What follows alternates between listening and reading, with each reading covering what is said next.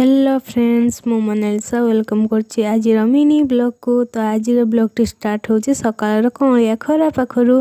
तो सकाळ सकाळ मु एठी पळि आछि छात ऊपर को। शीत दिन टे कौलिया खरा देहर बाजिले केते शांति लागे आपण माने तो निजे जानि परथुवे। तो मु छात ऊपर पळि आछि टे खरा खाइबा पई। शीत दिन टे खरा न खाइले सकाळ सकाळ देहटा तो जम्मा भी भल लागिबनी। तो मो सहित पळि आछि हम बाइया से सोइथिला।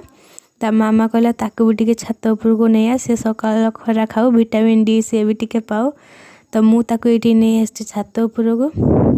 एठी चलछि हमर आज घर सेंटरिंग पट्टा खुला चलछि। धान कट्टा पिटा सब चलथिला जेहेतु से आसी पार नथिले आज आसी सब खुला खुली चलछि।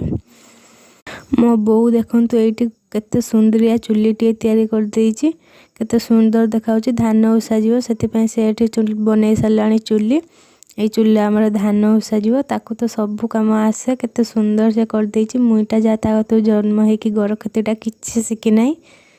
तो से देखंतु एठी केते सुंदर भाव कर देछि। आ ए देखंतु आमर बिलाती छड़ा केते बड़ बड़ है कि बिलाती धरलाणी देखि पारथुवे। आकु एबे लागिछि भोक सही जोर से हाथ माथ खाई जाउछि। ता मामा खुची से आम करियो बुली देखंतु।